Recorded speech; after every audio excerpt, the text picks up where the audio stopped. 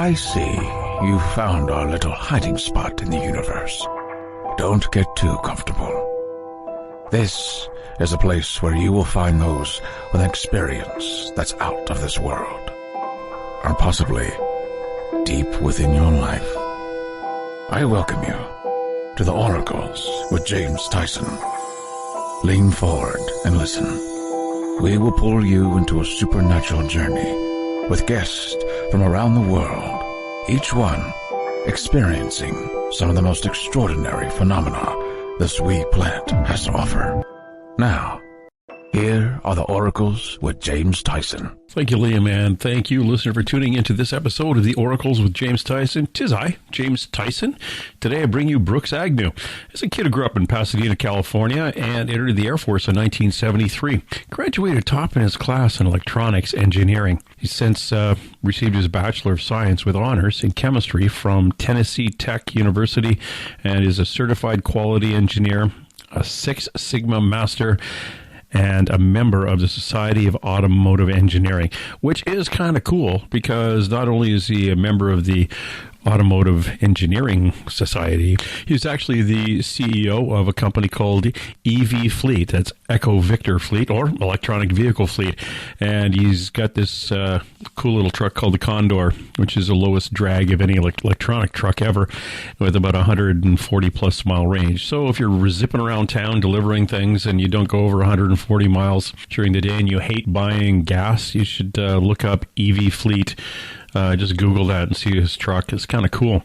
Now, Brooks has actually published 10,000 articles and technical documents. He's authored 7 Amazon best-selling books with 10 titles in print, and he's one of the world's most recognized voices in the disclosure movement. His radio show that's been on the internet for 14 years, called X Squared Radio, is the _1 talk radio program in America on Sunday nights, which is kind of cool. If you want to Google that, that's X Squared. That's X, the number 2, dash radio, or it's X Squared Radio, or heck, just go to brooksagnew.com. Again, brooksagnew.com, and find the links over to his radio show if you want to have something new to listen to on a Sunday night.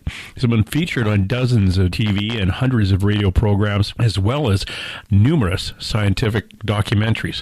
He is still hanging out with people like you and I, the woo-woo crowd.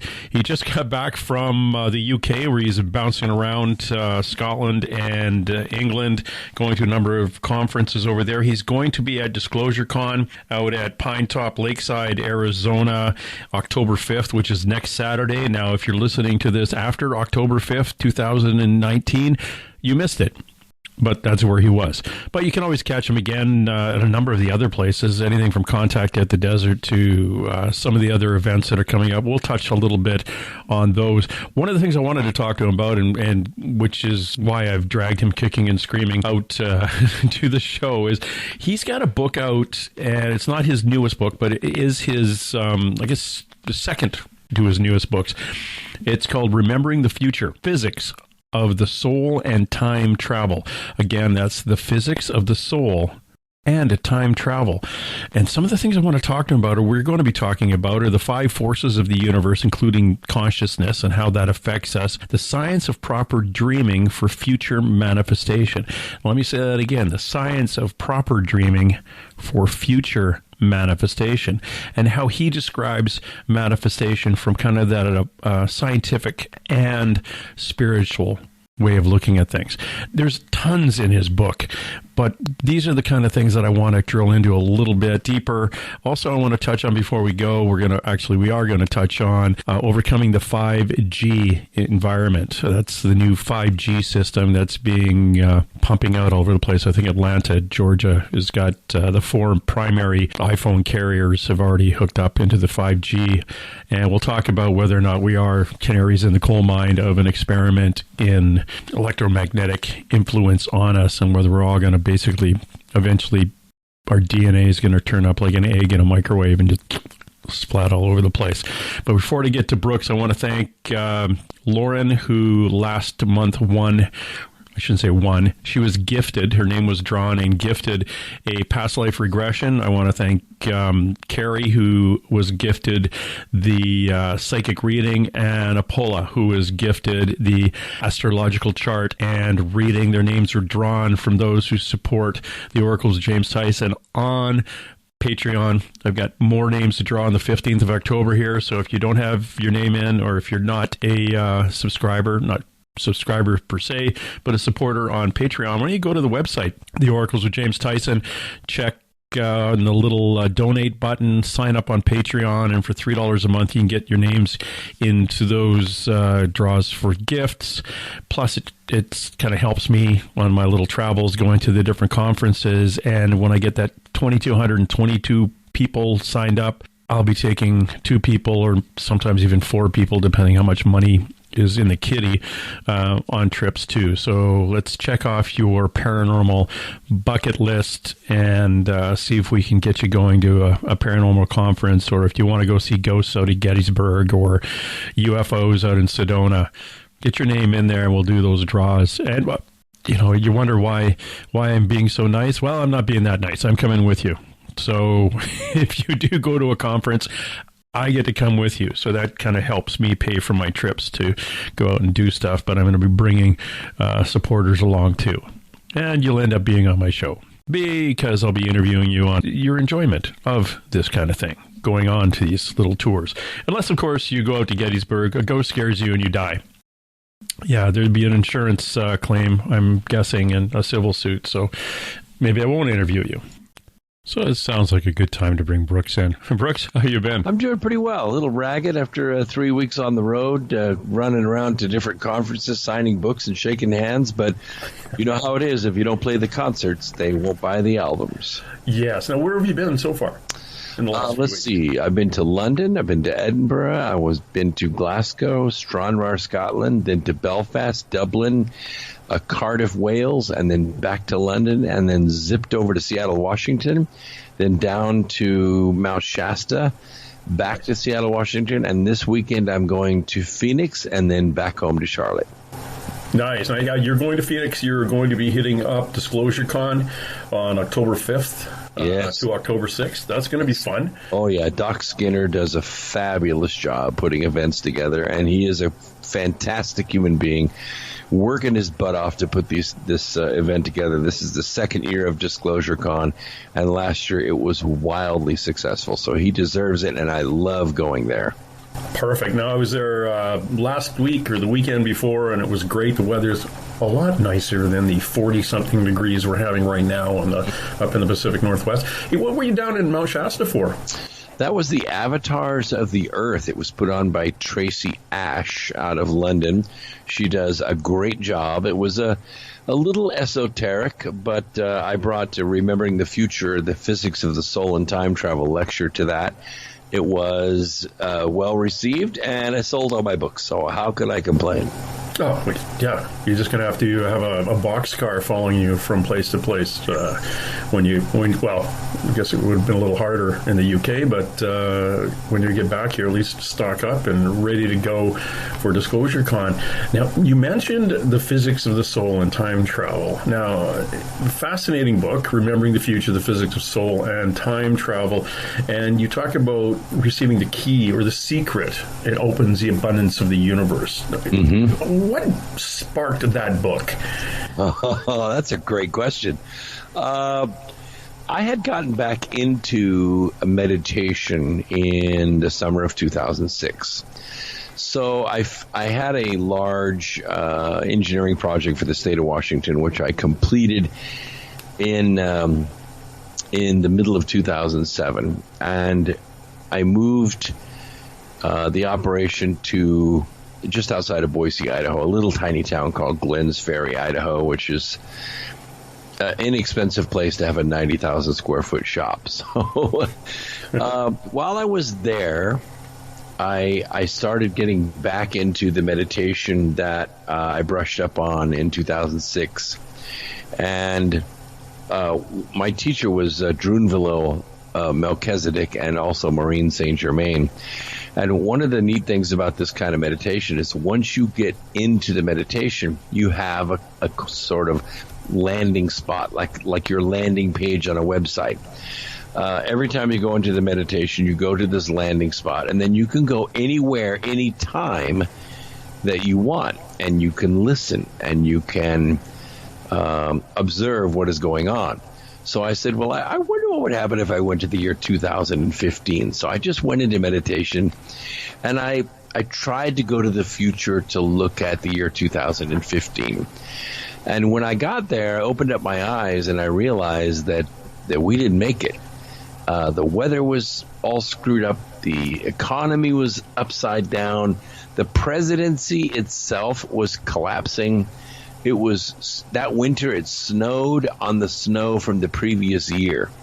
So I knew something was way wrong with the weather. No one was talking about global warming or anything like that in 2007. But I came back out of meditation back in the year 2007, and I was so moved by it that I said, what can I do? What can I possibly do to nudge the human race so that we choose a different future than that one?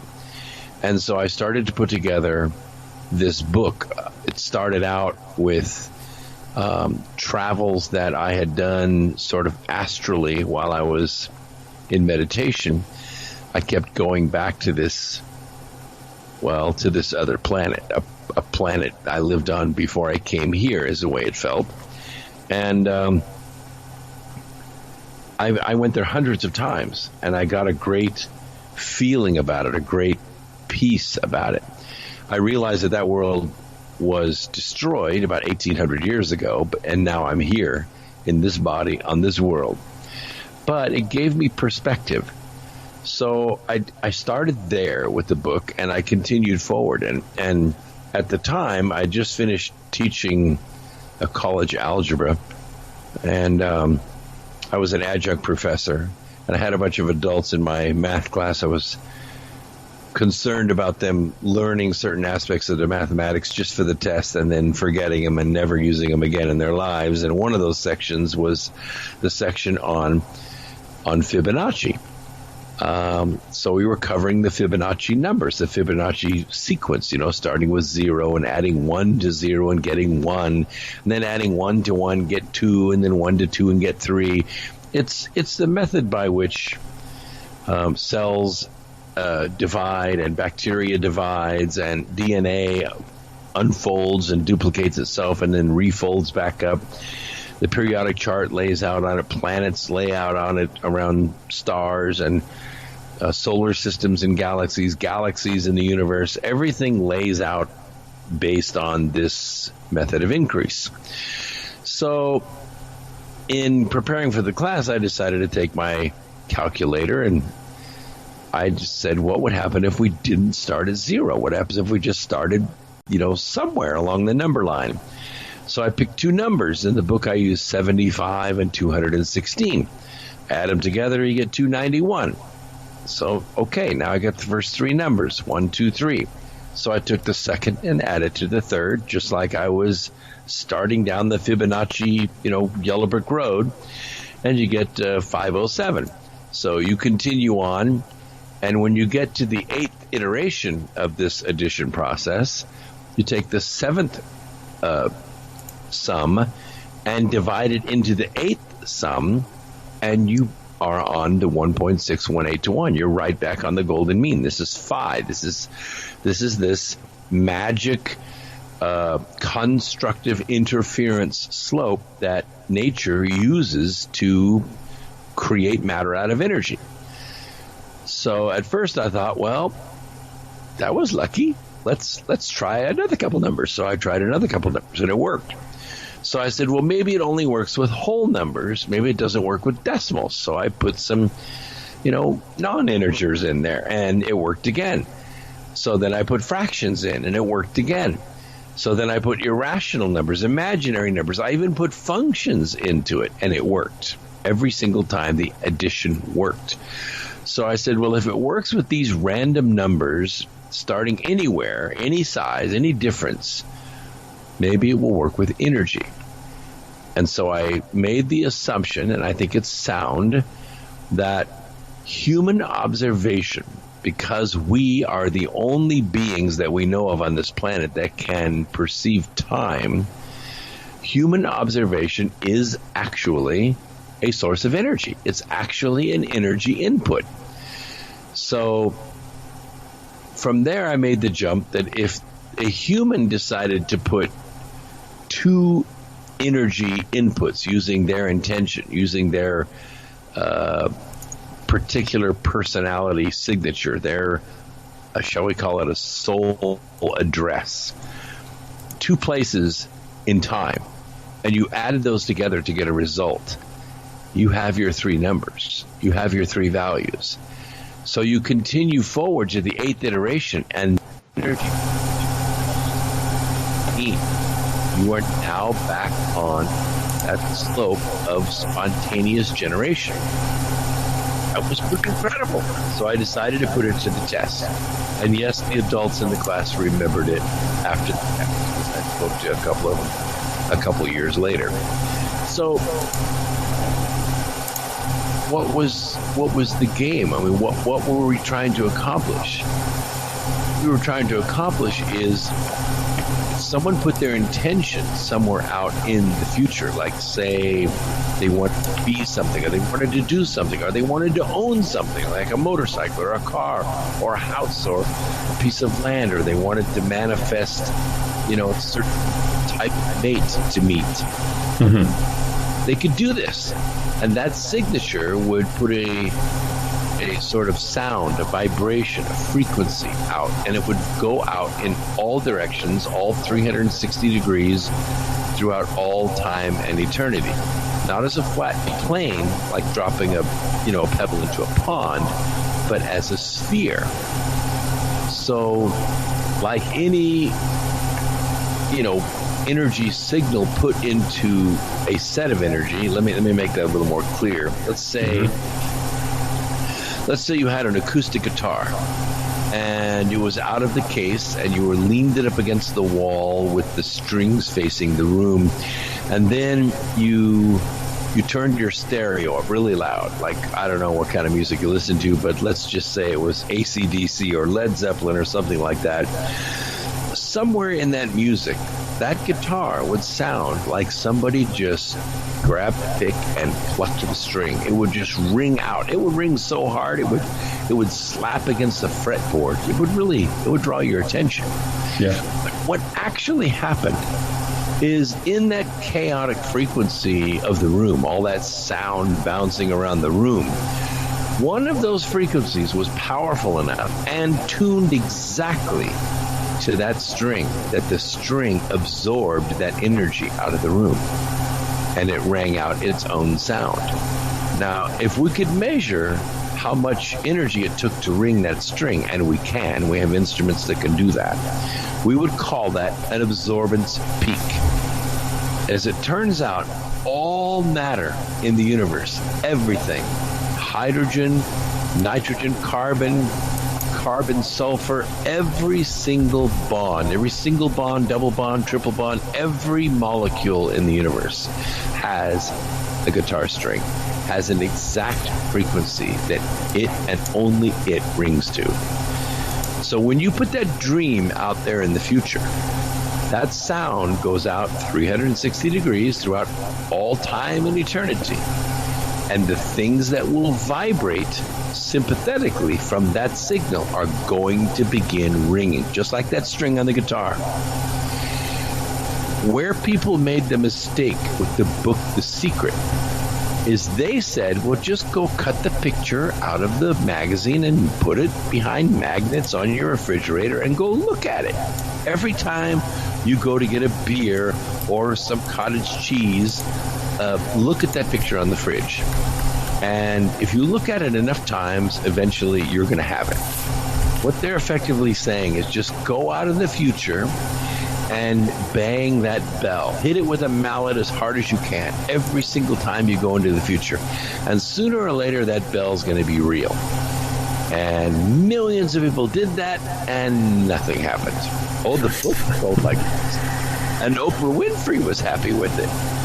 But they missed the point. The point was, yeah, ring the bell, but then go back to the past, which is the present, and look for the things that are vibrating, like the strings on that guitar, and put energy into each of those things. And then those frequencies will also ring out at 360 degrees throughout time and all eternity and go back to the future. And the universe absolutely, positively has no choice but to deliver you that thing that you manifested. These are rules in the universe that are obeyed without exception. Okay. Just for my own personal catching up with what you're saying here, now I'm sitting around and I want to manifest something. And I think, I really need a new car, a new bicycle, new part for my motorcycle. That basically, that energy, that thought is actually an energy that leaves me in a sphere and just goes out. Yeah. And that sphere continues to go and obviously overlaps other people's spheres as they want their stuff, and like a bundle of grapes moving out. And it's timeless. It's not flat. It's not linear. It's like a mini Big Bang of energy coming out of me, a thought energy that is putting out to, as we say, to the universe. I want something. Or I need something. We get our needs, I believe, far before we get our wants. But it goes out. And I'll give you a couple of examples. Yeah.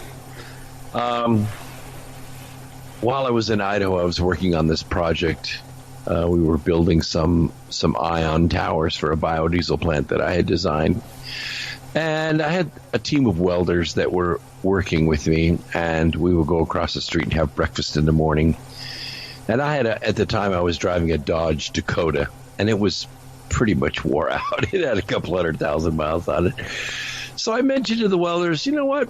I think I want to buy a newer truck. And they said, really? So what are you looking for?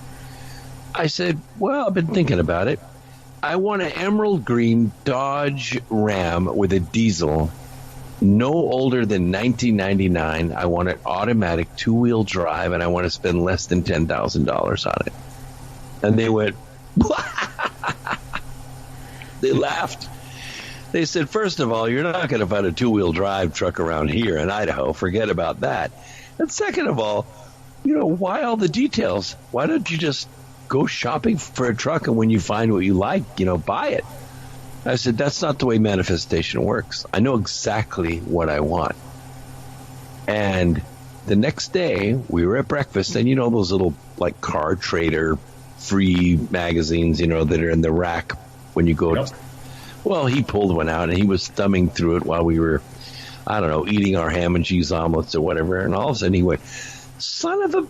I said, what? He said, you're not going to believe this. There's an emerald green 1999 Dodge Ram diesel pickup, automatic, two-wheel drive, $9,500. I said, where is it? He said, right down in Boise. I said, let's go buy it. Drove my Dakota over there, traded the truck in, counted out, I think, about $8,700 in the difference, and drove it away. And I said, that is how manifestation works. That is the only pickup truck that would have met my needs, and the universe had no choice but to deliver it because I sent the frequency out so specifically. Here's one for you from 4 weeks ago. I've got a 2017 Harley-Davidson Street Glide Ultra. As you were, Road Glide Ultra. And it's red. It's got fancy pinstriping from Sturgis on it.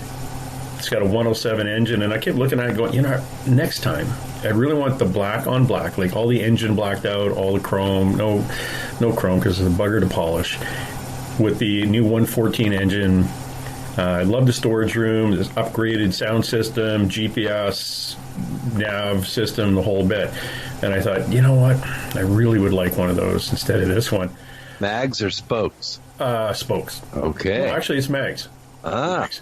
So I'm thinking about it. And I put that, I literally told a friend of mine, this is what I like. And he says, well, they don't make those. And they don't make that model black on black. I got a phone call from the local dealership by mistake.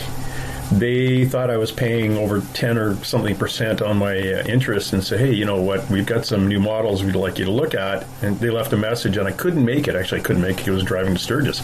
But they said, you should call us when you get a chance. And I thought, nah, whatever. I don't really want to call them. But I looked them up online, and I went, holy crap, there's the black on black bike. Exactly what I wanted. And I called them back, and they said, yeah, we made a mistake by phoning you.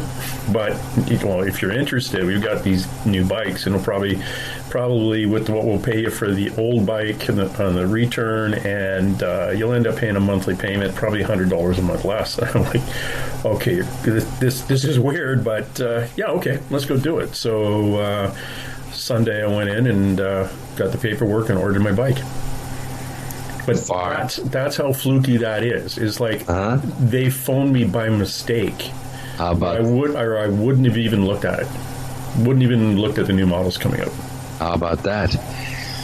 Yeah. So, and it works all the time. Now, whenever I go to these conferences, inevitably I meet somebody, and I ask them this question: what is your dream? I did it day before yesterday, and this young kid said, "Well, I want $1 million." I said, really? So exactly $1 million. What would you do with $1 million? He said, well, I just want a place to live, and I want something to eat, and I want a truck. I said, so really what you want is a place to live and plenty to eat and a truck. He said, well, yeah. I said, well, the reason maybe you don't have it is because you're telling the universe how it's going to come to you. Through $1 million, and maybe that's not the way it's going to happen. Mm-hmm. By the way, I said, what kind of truck do you want? He said, well, I want a diesel 4x4. I said, a Ford? He said, no, a Dodge. I said, oh, all right, what color? He said, black. I said, automatic or stick? He said, I like driving a stick. I said, what year? He said, 10 years old. I said, okay, so now we're talking about a black Dodge diesel, 4-wheel drive, stick shift, 2009. Now you've got it specific. Now, what kind of apartment are you looking for? And we started from there. And I said, look, the more details you give me, the clearer it becomes in your mind, and the sharper and more focused that frequency is.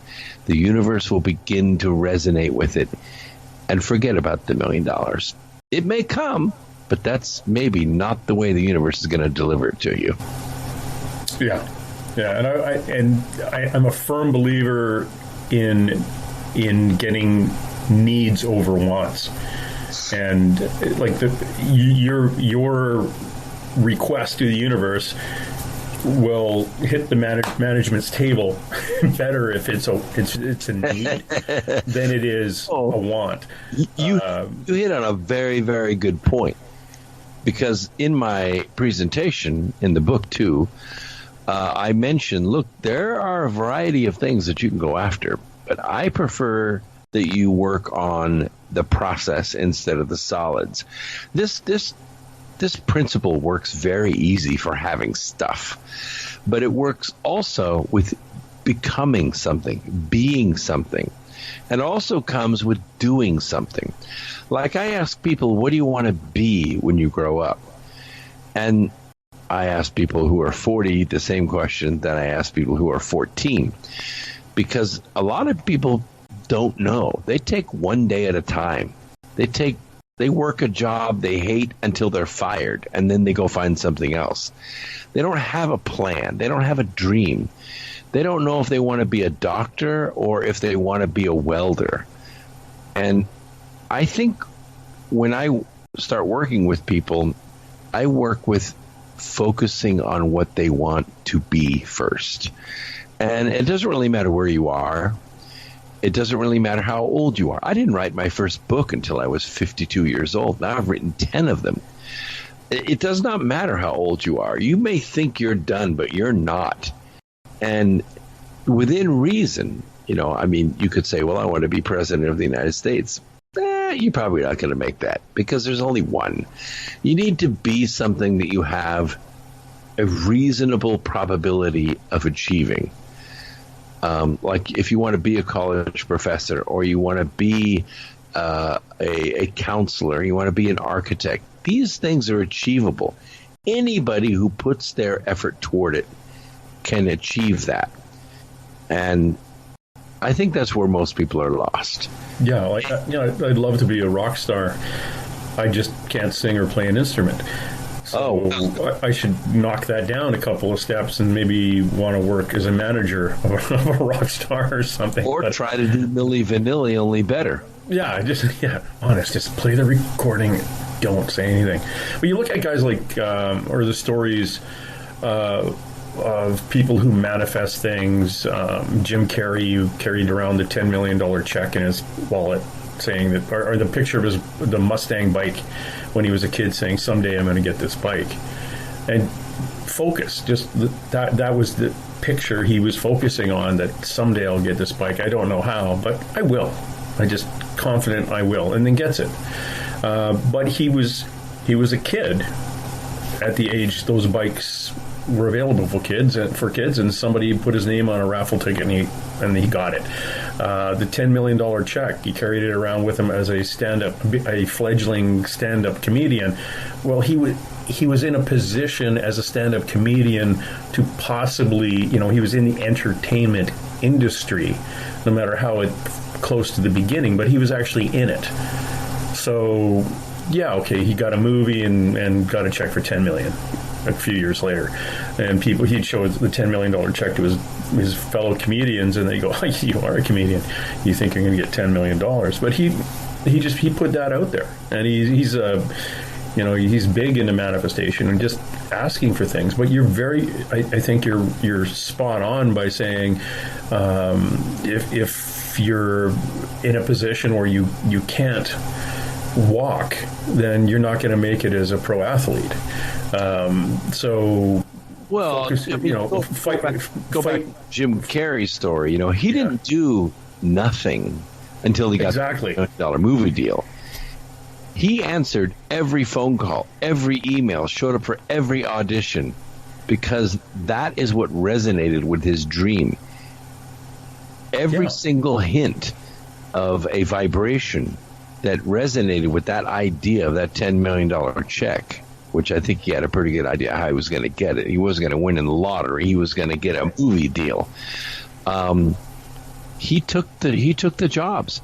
He ended up, I think it was on Fridays, wasn't it? It wasn't Saturday Night Live. It was the other comedy station. He ended up as Fireman Bob or something like that. Yeah, that's right. Yeah. And that's where he made, national exposure. And from there, it went. And then he just got one movie deal after another. I mean, Yes Man was one of the best movies I've ever seen. Yeah, that's hilarious. And it's like you say, it's basically, don't be swinging above your weight class. Like unless you're going to work up to that weight class, you've got to do the work. You can't just sit on the couch and say, I want this. And unless it's related to sitting on the couch, you're probably not going to get it.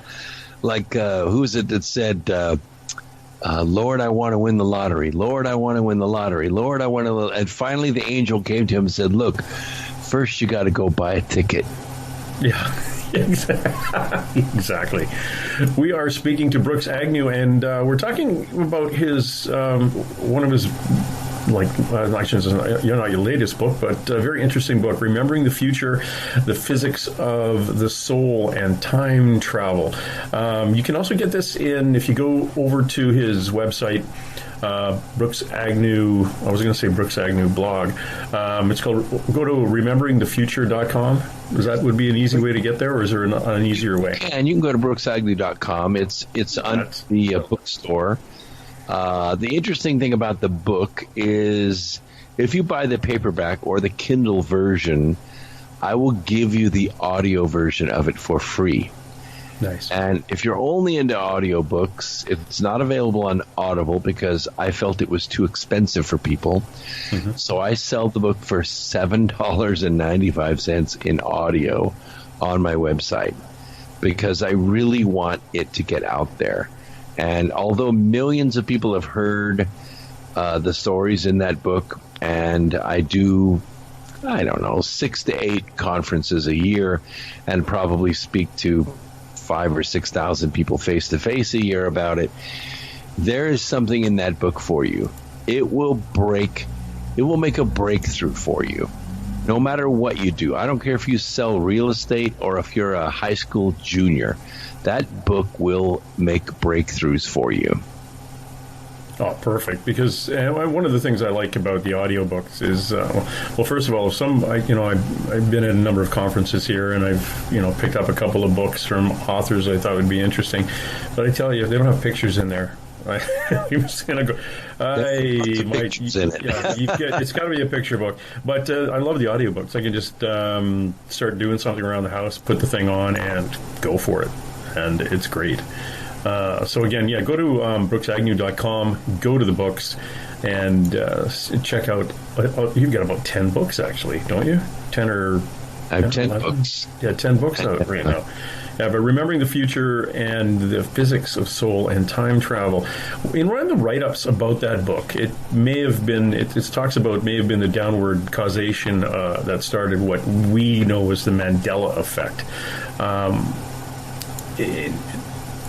In learning how to, and also learning how to dream properly. So these are two subjects I really want to, 2 points that I really want to amplify, which is a bizarre legal term when I'm standing up on the stand giving evidence in front of a judge. I need to amplify that, Your Honor, please. So my statement, I can expand on it without being yelled at for talking too much. But let's start off by how to dream properly. Is that something that we can do? Is that a conscious thing? Or is it a learned a skill that we can learn? Yeah, it's a skill. Most people every being on this planet is conscious, but humans are the only ones that can perceive time. However, most humans are not conscious that they're conscious. When they sleep, they're unconscious, and that's when they dream. When they're awake, they're conscious and they're rational, and they don't dream very much. What happens to human beings, and I think it's because of our modern culture, because I think ancient natives and shaman, they did this by way of training from a very young age. But we're not trained to do this, not in school, and very few homes teach it. And I don't think hardly any churches teach it. But we have 2 aspects to us, the subconscious and the conscious. And to properly dream, what we really want to do is we want to engage the conscious mind with the subconscious mind, because the subconscious mind runs about 1,000 times faster than the conscious mind.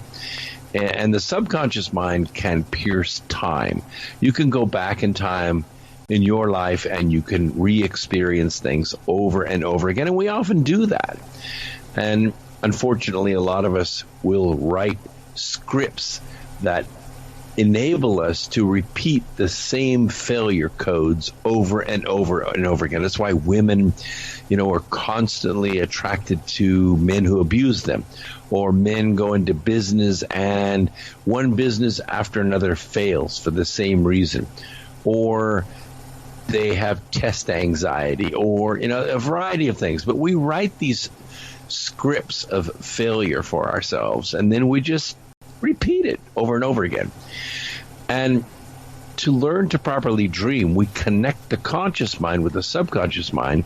And I do teach people how to do this in the book. I have meditation training in the back of the book that teaches you the flower of life meditation, because it's very efficient and effective. I'm a busy guy. I own 4 businesses, and they take a lot of my time. I don't have time to sit around and meditate for 2 or 3 hours a day. I'm not a yogi or a shaman or a guru of any kind. When I meditate, it needs to be 17 breaths, and I'm in.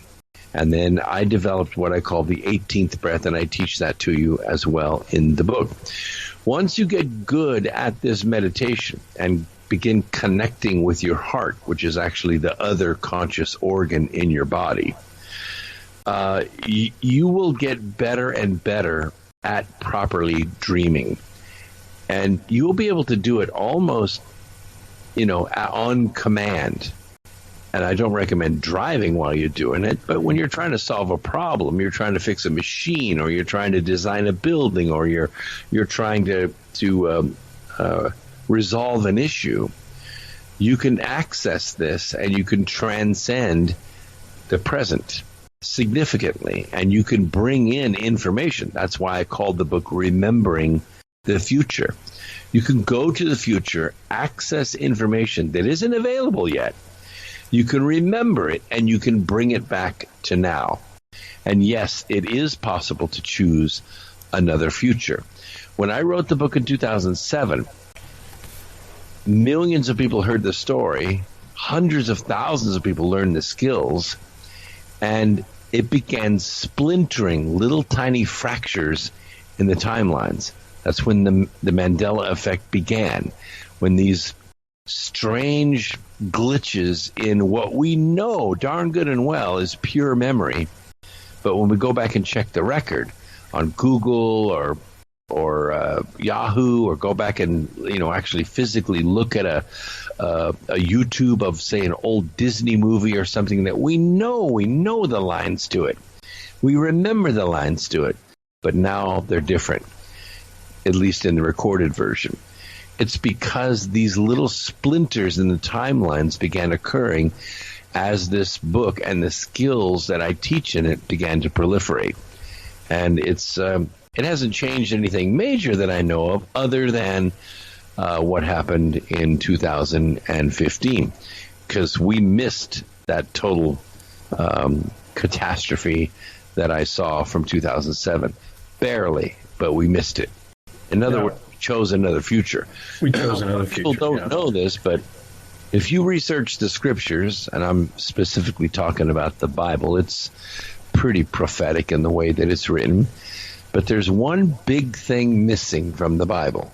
I mean, a really big, glaring thing missing from the Bible. Us, the United States, the richest, most powerful, most influential nation in the history of the world. It's not there. Why? Because it wasn't on that timeline. When the founding fathers, who all learned to read by reading the Bible, they knew exactly where the world was headed because they were taught it. Everyone was taught it. Mm-hmm. And they decided to choose a new future. They formed a government that answered to the people. That had never been done before. It had never been done before. Nobody ever considered rights given to a people by God, not by government, but by God. That had never been thought of before, never even been prophesied of before. So they built it, and it changed the world. We are now on a new timeline. And I have to say, for 241 years, there has been an enormous force trying to get the world back on that original timeline. And we're experiencing that war right now. Now, when you say back on the original timeline... Back on the original timeline, where one man ruled the world with wooden ships and his army. It doesn't work that way anymore. We're a free people. We rule ourselves. Right. That global syndicate has been around for thousands and thousands of years, and they don't like people being sovereign at all. Well, they're just going to have to live with that. Damn it. Well, maybe so, maybe not. I will tell you this. They know the principles in this book are true because they use them every single day. They force us to listen to their mantra in music and news and media and movies and everything else. They force us to listen to it every single day, multiple times a day, so that we will put our conscious energy signature on their goal, their dream. And so far, it's been working pretty well. Well, it's been 2,000 years. We'll cut them some slack. We have expanded. We have expanded consciously as a race of people, and we continue to grow. It's almost like that bubble, my manifestation bubble that leaves me and continues to push out, like the little mini Big Bang. We continue to grow, and for somebody to come in and try to stifle that, it's that's a big feat without basically waiting for like one of those. A few good catastrophes, maybe a few volcanoes going off and another solar flare like we had back in 1859. But, you'd have to push us back almost to horse and buggy in this day and age. That would be interesting if we were taken out of our electronic neuro network that we've had for 23 years now. If we were taken out of that and pushed back to, where we had a phone with a dial on it instead of buttons and long distance and no ability to text or send data to each other, boy, that would... I mean, for me, all that stuff's an upgrade anyway. For you, it's probably you're hardwired to it. But this next generation coming, they don't even know what clockwise means. Oh, yeah, my youngest daughter, she's 16 now, and I think I remember her being 12 or 13, couldn't read a clock, like a regular dial clock. She'd stare at it. If it didn't have the numbers on it, she would just stare at it, and I go, what are you doing? It's like, what does that mean? My son's like 34 years old, and he said, which way do you turn? I said, turn it clockwise. He said, what? I said, just turn it clockwise. Dad, what are you saying? What do you mean clockwise? What does that mean? And I realized he'd only had digital clocks his whole life, so he didn't know what I meant. Yeah, it's like driving it into my kid's head. We're doing something. It's lefty, loosey, righty, tighty. Now hurry up, figure that out. Come on. Oh, and by the way, righty is clockwise. What? Why did you say clockwise? What does that mean? Is a wise clock? Oh my God, we speak English, but not the same language. Yeah. That's crazy. It is absolutely crazy. There was actually a cool. I haven't seen it, but it's an interesting film out, directed by Danny Boyle. A guy named Richard Curtis wrote it. It was based on Curtis's story from years ago. But there was this kid who basically he remembers and he knows all the Beatles songs, but no one else in the world knows who the Beatles were. Yeah. He Googles it. He comes up with the bug. Oh, like, what do you mean you don't know who the Beatles are? So he ends up playing their music and writing their music and becomes famous. And he just walking around shaking his head going, what the hell is going on here? but it's again, that's the Mandela effect in reverse, where he's Mandela and everybody else in the world has gone somewhere else. It's like, I woke up one day and I'm the only one who remembers this part of history. I should take a glance at that film. It's probably a cute little film, but it's similar. It's similar to the kind of an effect of not knowing, just having bits and pieces of our future modified. So when we get there and then go past it, in hindsight, it's skew. Reminds me of a story. It was about 16 years ago. My 14-year-old daughter comes up to me and says, Dad, have you ever heard of a band called the Beatles? And I went, yeah, I've heard of them. She said, their music is really good. I thought it was just great. Yeah. Who are the Beatles? Oh, that's Paul McCartney's band. Who? Paul McCartney's first band. Never mind. We're talking to, who are we talking to? Brooks Agnew. This is fascinating. The stuff that you've been talking about and your meditation. Is your meditation the Merkaba? That? Yeah. That's the meditation? It's called Flower of Life meditation. Merkaba basically means, the spirit, the body, and the energy that makes up the body.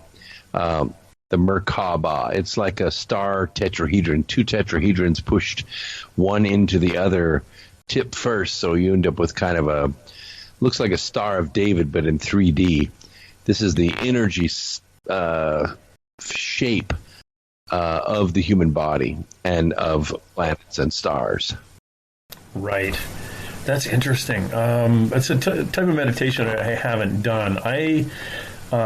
We had a thing not too long ago. It was called the Muse, and the Muse is a device you put on your head, hook up to your iPhone, and listen to it. And with your brain or the brain waves, you can control the sounds. Like I put it on where it's controlling the water as it rushes up against on the beach and the wind and the birds. And if you hit that meditation, that right frequency, you hear birds and it's very peaceful. But when you get off frequency, the birds go away, the waves crash, the wind comes up, and eventually it teaches you to know exactly when you hit that frequency.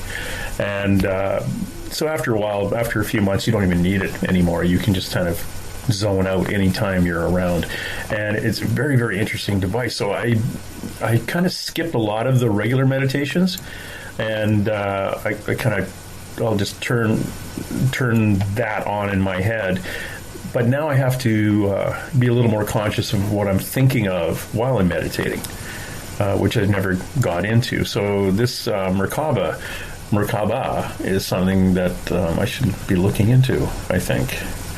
Yeah, I like the biofeedback systems. I like them a lot. It does teach you how to, what it feels like to get your vibrational level to the right frequency so that you're in this kind of a delta state. Yeah. And when you're in that state, what you're basically doing is you're entraining the conscious mind with the subconscious mind. I told you the subconscious mind has a frequency about 1,000 times higher than the conscious mind, but it doesn't mean that harmonically they can't be aligned. If you could ever speed your conscious mind up to match your subconscious mind, I don't know, you might disappear, but but you can hit harmonics, and then it can be constructively interfering, and that's something that can give you great power. Your intellect will have a great amount of energy around you, and people will feel it.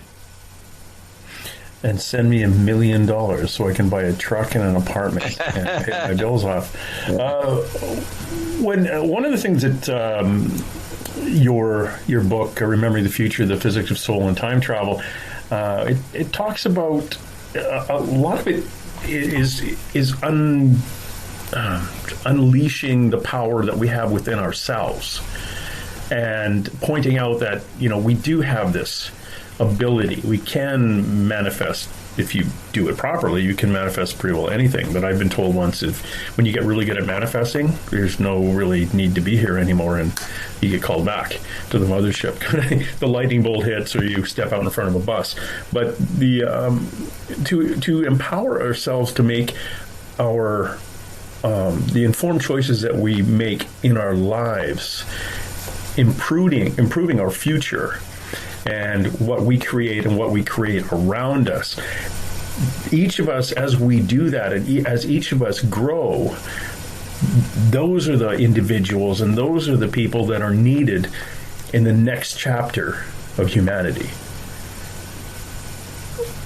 Well, yeah, and maybe we have several different chapters being written at the same time, because I would like to say that mankind is waking up. I know 2018 was kind of the year of awakening for a lot of us, because we became aware of forces that are working around us.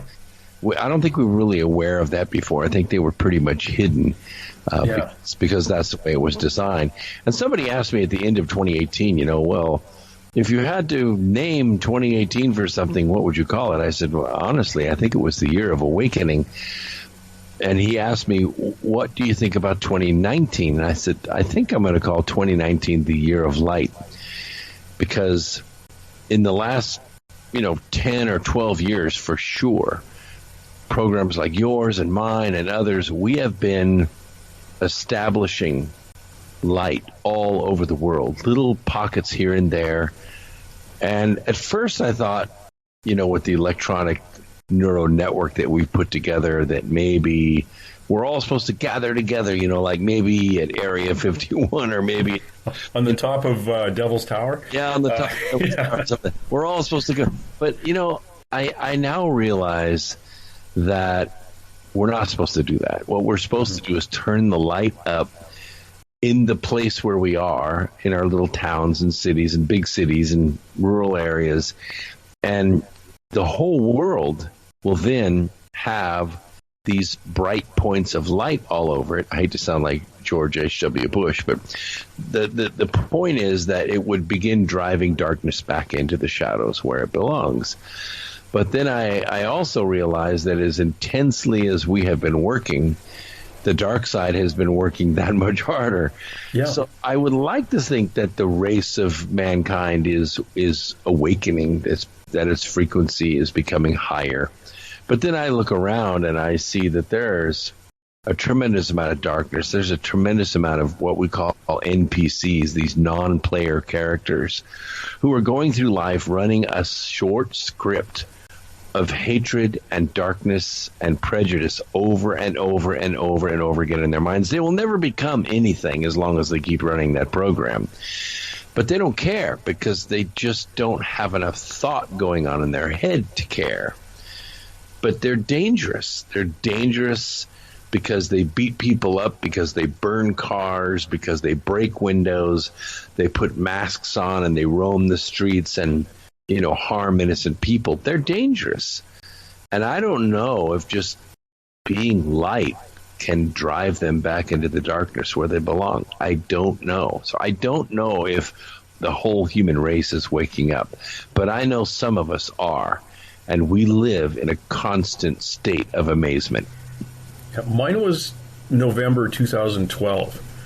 The first time I had seen a psychic ever. And who knew way too much about me and my dead mother and all those other things. And one of the things that she passed on to me is that I could read oracle cards like she could, and I kind of shook my head and walked away. But one of the things I found I could do is I could look at somebody and basically I could tell them, I would suggest to them to Google the word empath. And my business cards that I've put a thing on the back of it that it says notes, and I write the word empath on there, and I'll hand it to them and say, I know it's a really weird thing, but you should really Google this. But don't read too much into it about being affected by crowds and things like that. It means a lot more than what you'll find on Google. And I'll look at them and I'll say things like, you still wake up between 3 and 4:30 in the morning? And they go, yeah. Do you have, which side of the family, is it your mother's side? Has the Irish side? And they'll look at me and go, yeah. And then I'll go, and we'll go, or First Nations, or Central American, or Aboriginal somewhere, and they'll just stare at me, and I'll say, yeah, well, you'll have to Google this. You have a very high vibration, and I don't know any other way other than to explain that or say that to you. And it's giving me my card with that word on it is like the silver bullet, as the Lone Ranger would ride off into the distance. It was like, here, I look into this because it'll explain a lot of the stuff that's been going on in your life and why you attract narcissists and why your anxiety is high and why you take on other people's problems. That seemed to be my divination for the first few years. I could do that. I still do it. But man, oh man, that first 2 or 3 years, I could see them. It was almost like I could see them in a crowd, just glowing, coming out of the crowd. And things have changed since then, and I'm a full-on evidential medium now, which I guess I always had been, but I'm now a little more confident with that. It is and like you say, in 2018, it seemed to be, it's like all the people I had talked to about that since 2012 all showed up at the same house and went, yes, we all are that way, and we continue to tell people that too. At one point, someone told me that 5% of the population were empaths, and I had to call BS on that, because that's probably just because there was no study ever done of, how many empaths. But I think most of us are, and it's just whether or not it turns on, or where you may be in your life when actually someone points it out to you, whether even you need it pointed out to you. It's just who we are. And in times of great disaster and things, or hardship, it'll come to the surface because it'll be very helpful.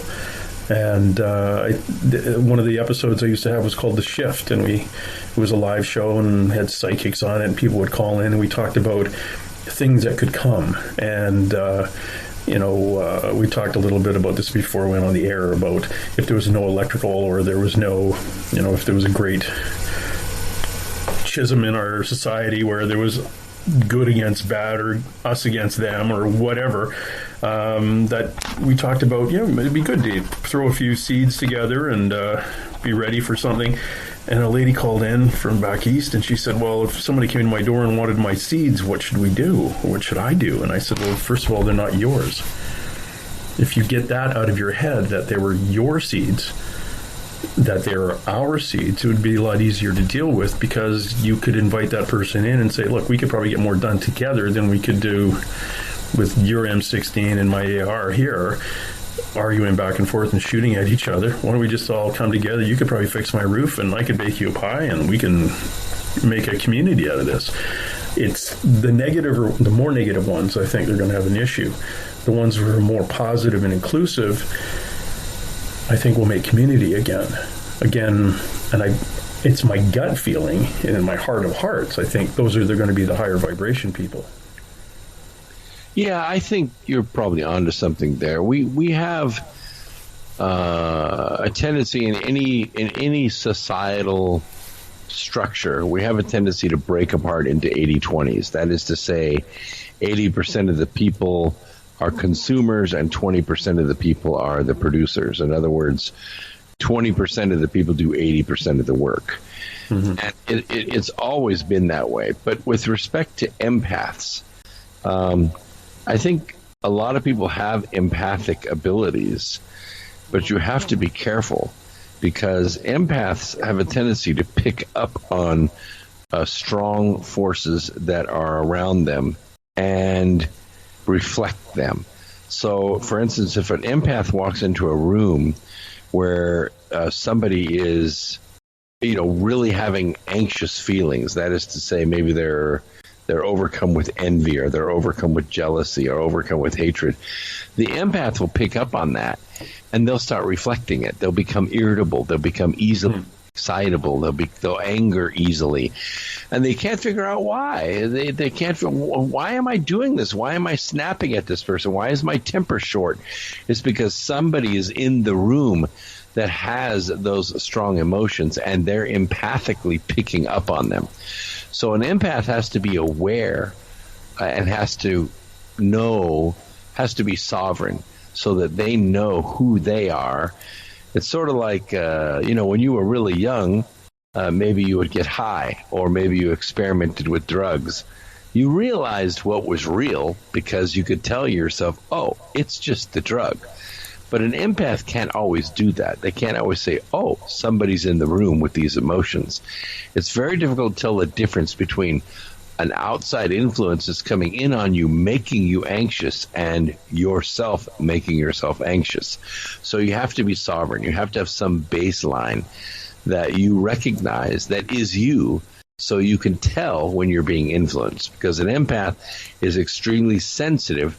What empathic means, or empathy means, for those of you that are listening, is basically being able to walk in someone else's shoes.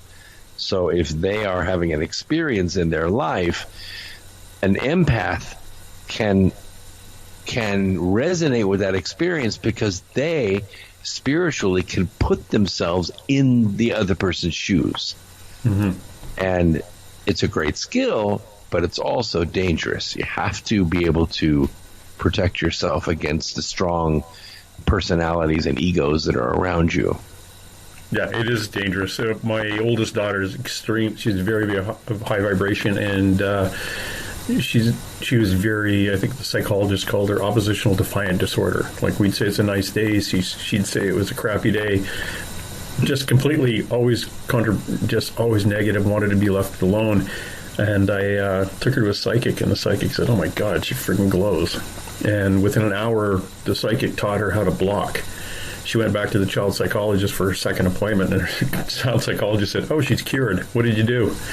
I said, "Don't tell her that you went to a psychic who taught you how to block and deflect.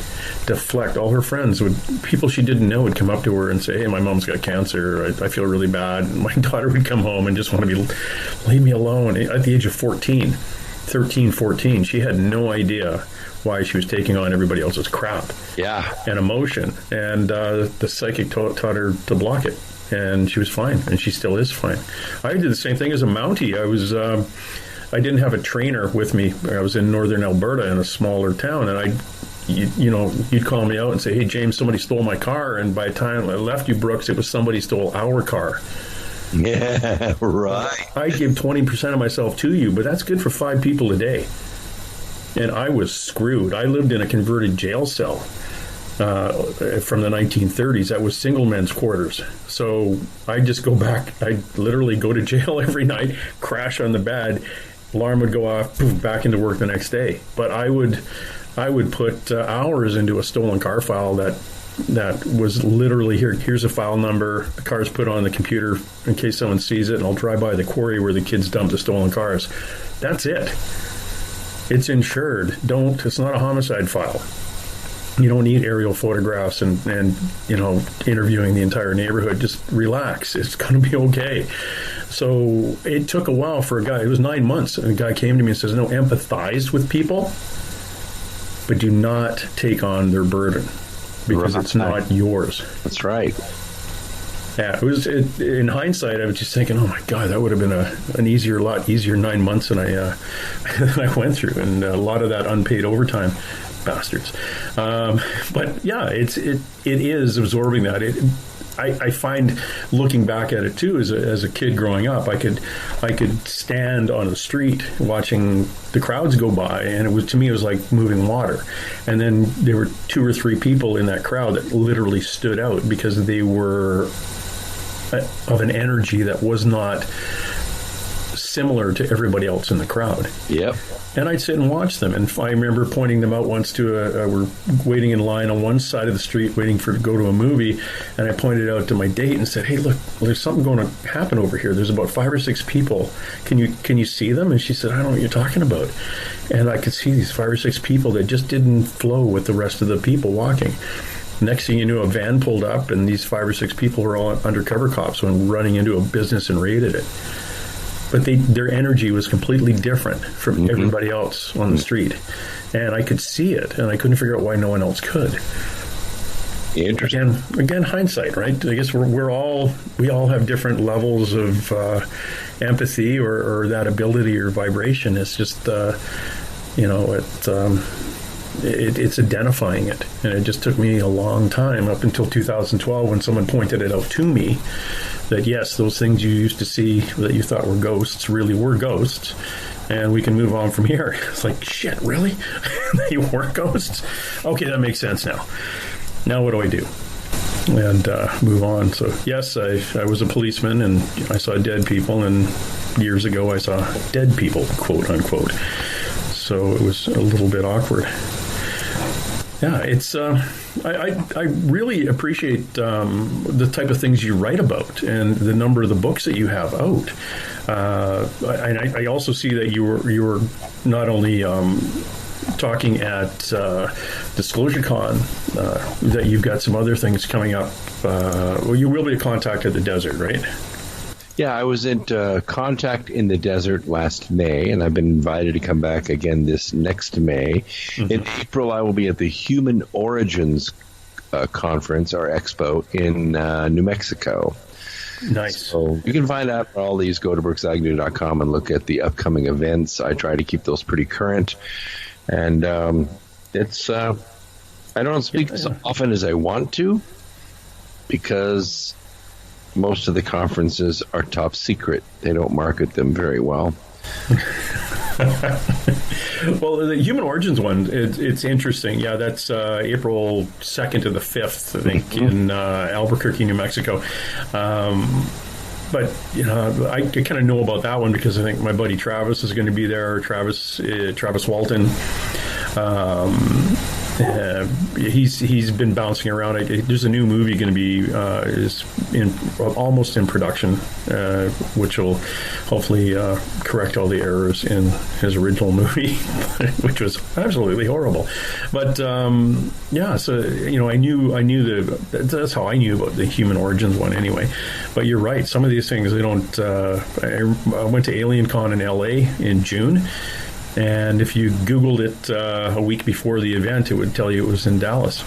So, hold on. That's in about 8 or 9 months from now. What are you talking about? So it was horrible. Absolutely. Nobody showed up for that one. It was just badly advertised. But, the books, though, you've got a fine array of books. And again, we're talking about, or I wanted to touch upon Brooks's book, Remembering the Future, The Physics of Soul and Time Travel. It has, that's a 90-minute lecture and it's a presentation in itself.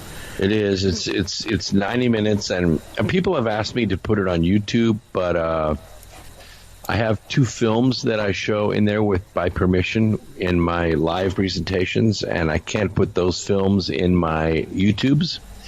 And they tell specific aspects of things like the Fibonacci sequence, but also resonance theory, because you can't talk about the Fibonacci sequence and manifesting the future without talking about resonance theory. And I mean, I could do it in mathematics. I could show you on a graph or a graphic of some kind. But when you see the film and you see how constructive interference and destructive interference work in sound, and then again in light, it sinks in. You really get it. You understand why. It says in the scriptures, where 2 or more of you come together in my name, if it were possible, with a faith of a mustard seed, you could move mountains. That's exactly how it's done. I mean, we think of, great spirits like Jesus or Buddha or some very powerful consciousness comes into our realm. They change the world. But we don't get those very often, maybe once every few hundred years. But what is almost as difficult, but more possible, is getting groups of people to focus on one thing. 100 people or 1,000 people, 1,000,000 people. I mean, if we could get 1 billion people to focus on one problem, we could solve it. We could change the world. If we could align, and that's one thing I'm really hopeful about with this neural network that we have, this internet, which is tying consciousnesses together, synchronizing them all over the world. If we could do it for good, if we could pull people together and have, for instance, a controlled meditation or a single prayer or a single concern for improvement, it would be remarkable what we could get done. There's nothing at all that we could not achieve. We have about 70 or 80 years of fossil fuels, cheap fossil fuels available on this planet. It's kind of a loan that nature has given us. Okay, I'll let you fly and I'll let you drive at 100 miles an hour and I'll let you move freight along steel rails or across the oceans for a few hundred years using all this energy that I've stored up in my crust. But that's only to get you started, only to get you to figure out how to make energy or coax energy from another dimension into our dimension so that you don't have to keep burning me up to to make your energy. And we're getting there. We are getting there. But it's going to take a while before we graduate from a petroleum-based economy to, we're almost there in the United States. Petroleum makes up about 8% of our economy. Other nations, China, India, Russia, it makes up like 50% of their concern. And so it's definitely a petroleum-based economy. If oil gets too cheap, like gets down around 50 or 40 or even $35 a barrel, Russia has no choice. They got to reach out. They got to get aggressive outside their own borders, because they're about 50% of their gross national product is from oil. We're not like that. We could probably, if we had another energy source, we could make the transition pretty easily. I was talking to the Department of Energy with the Trump administration during transition at Trump Tower. This is before they had chosen Rick Perry to run the Department of Energy. And I said, look, you don't need to get rid of all the nuclear power plants. You already have the reactors are there, the grids are there, the turbines are there. Everything's already set up. All you have to do is put a different fuel inside the reactor, one that's not radioactive, but will make your steam for you. And I told them what you need is helium-3. Helium-3 can replace uranium and fission as the heat source. You don't need these radioactive neutrons to boil water anymore. You can do it with non-radioactive neutrons from helium-3. And it is only 2 days away. And it's just laying around. You don't even have to worry about ruining the environment. All you have to do is go get it. And hopefully that's where we're going to be going next year. So we'll see what happens. Well, I tell you that my Tesla is the fastest car I've ever driven. I have two pickup trucks that are faster than any truck in my neighborhood, that's for sure. Oh, man, I had the old 1970 Corvette with the big LT1 engine in it, 370-plus horse, and this little Tesla 3 dual motor. Oh, my God. I get... it's like pulls almost 1 G, and I think, okay, not only am I going too fast, but nobody can hear me coming. Yeah. And it's black, so you can't see me either. But it is kind of crazy. The advances, and look at the advances. Now, you have experience in electric cars. Like that is a part of your portfolio. Yeah, that's one of the companies that I own is an electric truck company. And which is fascinating if you look at where we were 15 years ago on electric vehicles. It was, it was a battery that weighed 1,000 pounds, if not more. It was just a big, clunky old battery that it really couldn't run the thing very long. You needed gas to help it out. And we got 80 amp hours out of it, too. I mean, we had 144 volts, but we had 80 amp hours. Now we have 360 amp hours, and we're running at almost 170 volts, and the vehicles my trucks go about 150 miles on a charge, but they also cost half what the other electric vehicles do. Yeah. But my trucks are designed for fleets, not for going between San Francisco and Los Angeles. Yeah, mine is 399 miles a charge. But, it's, again, I took it down to AlienCon thinking, I won't have to pay for gas. This is a nice, clean way of traveling. Forgetting that every night I have to go into a hotel. So, okay, it just cost me twice as much. I could have flown down and stayed in the Bel Air Hilton or something for what I paid on hotels between here and LA and back. And it's true. 10 days there and 5 days there, 5 days back. So. Because you got to charge up overnight. It's a different mentality. Yeah. Fleet owners, they're only driving maybe 120 miles a day, but they're routes. They run 6-8 routes in 8 hours, and then they're done. Yeah, which is great. Like I can get a full charge from dead in 45 minutes at a supercharger. You don't want to keep doing that because it'll charge that battery. Yeah, and there's a limit. You can go up. The full charge is for the extended drive, the 399 mile one, but at about 280 is like if you're just driving it around and you don't want to supercharge the thing up too much, like to max it. And they tell you that when you buy it too. And now it's plugged in and it's like out of 110 volt out of my house, so it gives it the battery in the 3 is about 20 grand, so that's a hell of an investment in a battery. Oh yeah, and they're all made up of little batteries that look like a pop can, a soda can. 16 850s. Yeah, which is a lot better than the big clunky what looked like boat batteries when I was a kid. The big aviation batteries, all lead. And when one of those goes, and it's a 6-minute replacement on a battery, which is freaking me out as it is. Like, what do you mean 6 minutes? Oh yeah, you just put it up on a rack. Takes us 4 minutes to undo all the bolts, 2 minutes to pop the thing up and pull the 2 batteries out, stick 2 ones in. It's done in 6 minutes. I'm going, I'd like to see that. Yeah. It's like you guys all worked at NASCAR or something. You're in, you're out. Well, there are 1,168 batteries in a Model 3, and my truck has 96. But we use a flat kind of pillow battery, and we use a different chemistry. The Model 3 uses what's called a lithium air battery that has to be submerged to keep it cool. And my truck runs on lithium iron phosphate, which can be air cooled. Oh, nice. It's not flammable. Oh, very nice. Yeah, because that's before I bought it, I was thinking, I heard about these catching fire for no apparent reason. They keep them submerged in glycol. Yeah. That it's just all in the metal that they use to commute the electrons.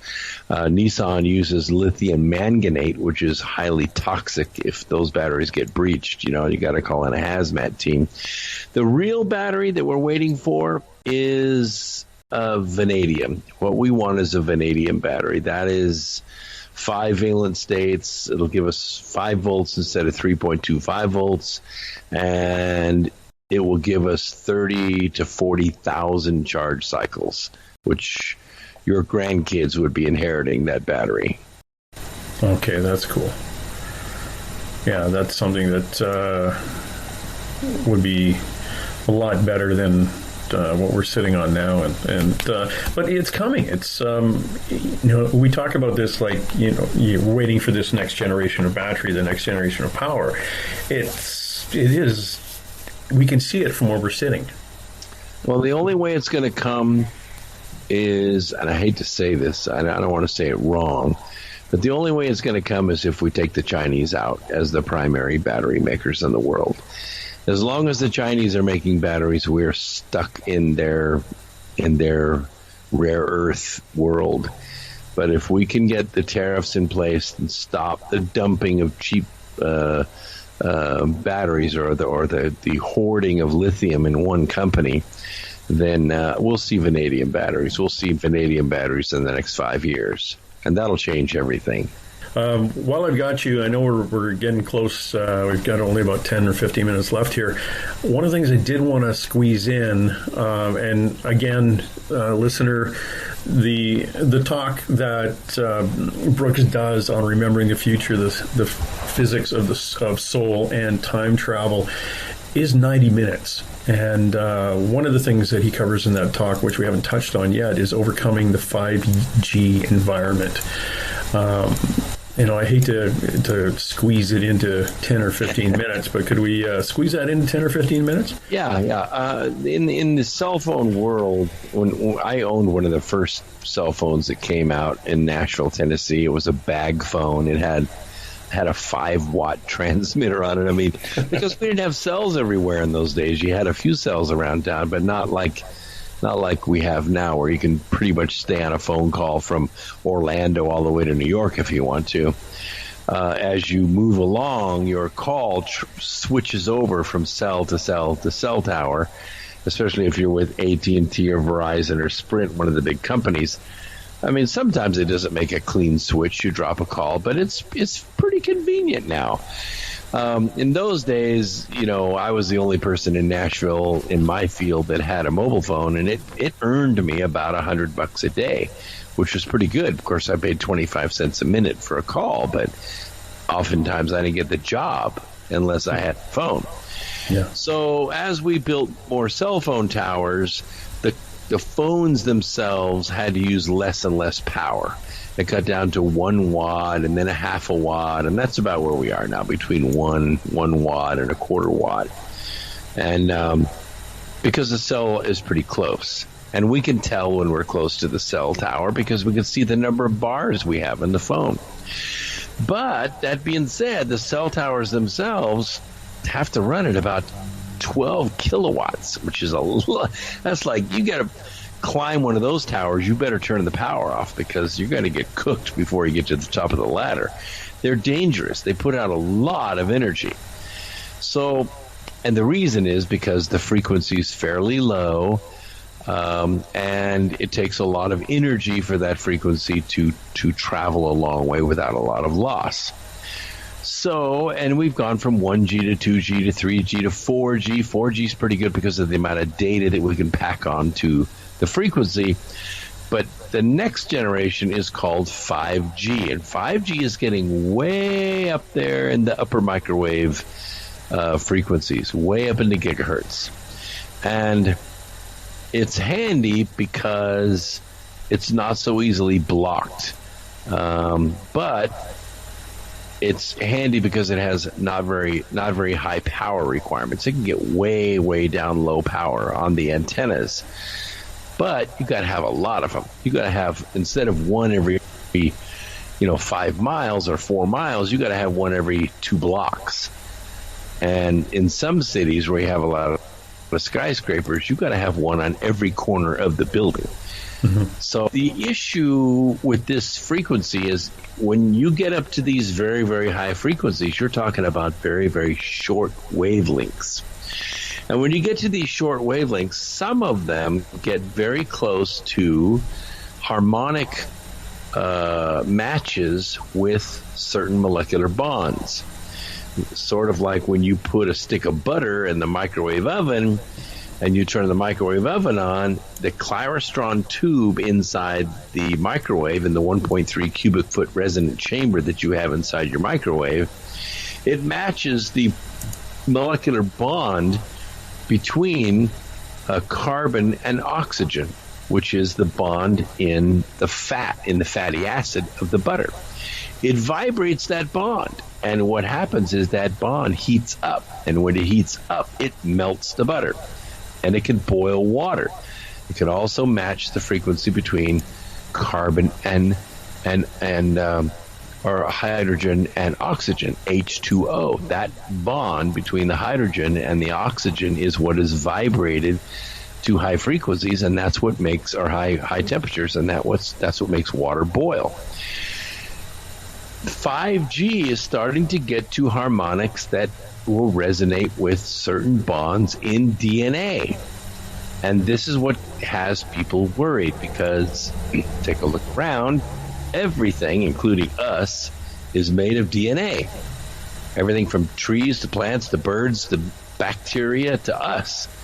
And if those frequencies get, close enough to those molecular bonds, they can start either breaking those bonds, heating up those bonds, or even mutating those bonds. And that's where the big worry is coming from. Now, there's a company out there called Huawei. Huawei is the Chinese government for all intents and purposes.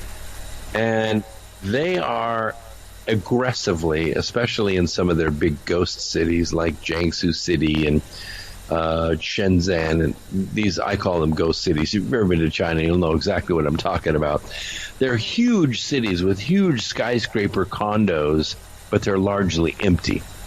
Mm-hmm. And what they're starting to do is outfit all of these cities with 5G, and honestly, it really looks like a big clinical experiment.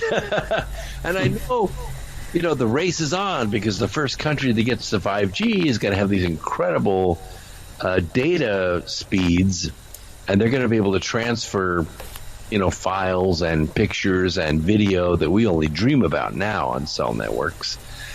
But if they start having issues with health, with people having some kind of harmful resonance with this 5G, it's going to show up in China first because they're being more aggressive with it. I think we're kind of slow walking it in this country. I think the administration has had enough danger phone calls and worrisome emails and tweets and certain scientists coming out with warnings about, hey, these frequencies are getting pretty close to the resonant frequency of what will excite the bonds in human biology, that we're kind of slow walking. And it's not that we don't want to be first into the technology. We just want to see what effect it has on people. There are some people who think, because we're getting into what's called the neurophonic frequencies, these are frequencies that can communicate directly with the brain. It's the frequencies that human nerves use to saltatorily conduct signals to the brain. So, in other words, if we're listening to music, the cochlea, the inner part of our ear, receives vibrations that resonate with cilia inside our cochlea. Those cilia are attached to tiny nerves, and those nerves transmit those vibrations as electrical pulses to the brain. That electric pulsing is on the frequency of saltatory conduction, which can be mimicked with certain 5G frequencies. Now, I know it sounds kind of spooky, it sounds kind of, sci-fi, but we're talking about, if it falls into the wrong hands, 5G could be used to communicate sounds directly to the human brain without going through your ears. Like your brain is almost the radio receiver. Now, the issue with this is that it's theorized that human brains can be commanded almost, or at least inspired or influenced by frequencies put on the 5G network. And that's a little bit of, it violates our right to biological privacy. This is what people really are concerned about. Is it real? Honestly, I think it's possible. As a chemist, as a physicist, I'm just telling you that it is possible. I have tested neurophones myself. I'm hard at hearing already, and I have tried putting the neurophones on my cheeks and on the occipital bones, and I have actually heard the sounds in my brain without using my ears, just electronic signals. And it does work. So once you get to these neurophonic frequencies, you can communicate directly with the brain with real data, sounds or words or even pictures maybe. And that's what the 5G network has people alerted about. Amazing. I know that Atlanta in July, it became the first city to have it available on Verizon, T-Mobile, Sprint, and AT&T. So the towers are up and they're capable of 5G. And it's funny, about 25 years ago, there was a thing called bones, and you wear them skiing, and they rested on your collarbone. And the vibration went into your collarbone, and you actually heard music. Yeah. So if you could direct vibration in a line, which we can do, we can direct energy through a light, almost like a laser, and various vibrations at an individual, at their sternum or at a bone, or the major upper bones. You could then put information, whether that's music or data or language, into their brain. Yeah, but that's the old style, and it's considered kind of a hammer. Oh, yeah. Underneath human skin is a layer of cells called the glial cells. It is an organ all in and of itself. It's like the energy body. It lays underneath the dermis, and it is a very tight network of electrical cells, which are called the glial cells. And the interesting thing about the glials is that when two people come together and they touch, like they touch hands or they hug one another or they're naked with one another. The glial cells, if they resonate one with another, there's a very peaceful kind of security, kind of direct communication, almost soul-to-soul communication, because this energy body resonates with the other energy body. It doesn't work with everyone, but the people that it does work with, it is really quite an amazing feeling. Now, the neurophones, they work with tiny metallic discs about the size of a nickel, but only much, much thinner. And they're just placed on the skin anywhere, cheeks or on your triceps or on the lower back. And when it accesses the glial cells underneath the skin, this is the network that communicates these frequencies. So the 5G, it's not going to hammer your bones. It's going to access those glial cells. And that's what has a lot of people worried. And in Atlanta, when you talk about cell towers, these are not big towers. These are little bitty things. They look like almost like egg beaters. They're that small, and they're just placed here and there around. They're not very expensive. They don't take a lot of power, but you have to have a whole bunch of them, or the network doesn't work. And they've been putting them up for quite a while. Yeah, there's a list of them out. I think New York is. Two of the big carriers that have New York. Most of the big cities in the U.S., Sprint has them. L.A., Dallas, Fort Worth, New York. Have you ever driven like that? New York? You ever driven in downtown New York, tried to use a GPS on a phone? No, sir, I haven't. The buildings, they're so tall that they block access to the satellites. So you can get lost in Manhattan trying to use a GPS. Because you can't see the satellites unless you're at an intersection. Well, then you hop out because the city's in a grid. Remember, numbers. They have numbers on the street. But it's fascinating. It'd be like trying to use your GPS at the bottom of the Grand Canyon. That's true. Yeah. People don't know that GPS satellites don't work above the 80th parallel on either side of the planet. So if you're above the 80th parallel, you have no GPS communication unless you're up in the air 8 miles. Yeah, I've been north of 60, but back in the day in 91 where I didn't have to worry about GPS. Right. I was just worried about getting shot at by a bunch of protesters at a mine up in Yellowknife, which was a whole other life that I had up there. We've been talking to Brooks Agnew. He is an author. He is a public speaker. He is a gentleman that you should listen to. Yes, every Sunday from 8 to 11 Eastern Time at X Squared Radio.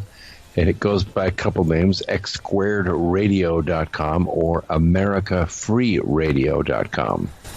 Now, if you're looking for X Squared, please just put an X and the number 2. Because it threw me off originally. So X Squared, okay, I'll just enter X Squared. Oh, okay, that number 2 then.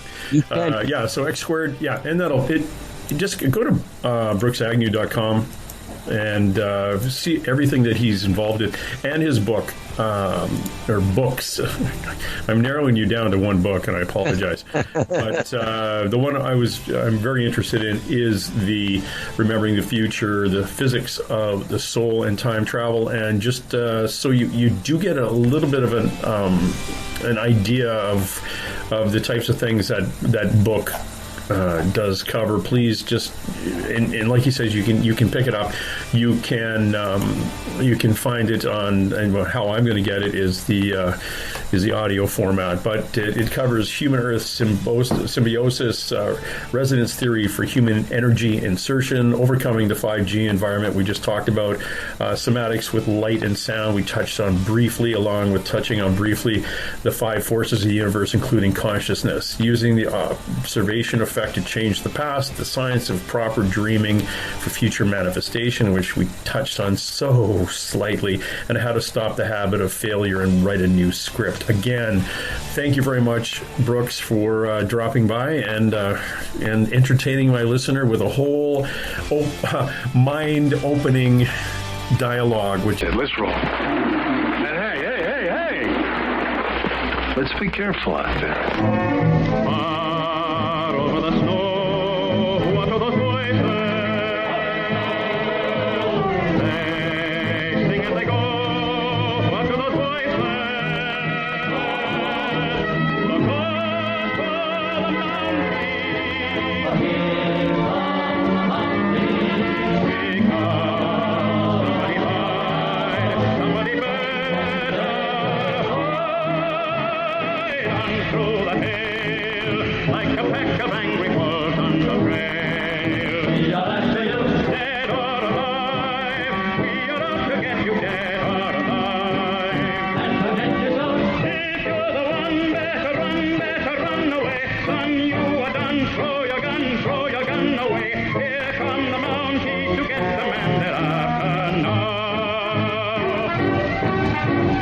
Run through the hail like a pack of angry wolves on the trail. Dead or alive, we are out to get you, dead or alive. If you're the one, better run away. Son, you are done. Throw your gun away. Here come the Mounties to get the man they're after. No!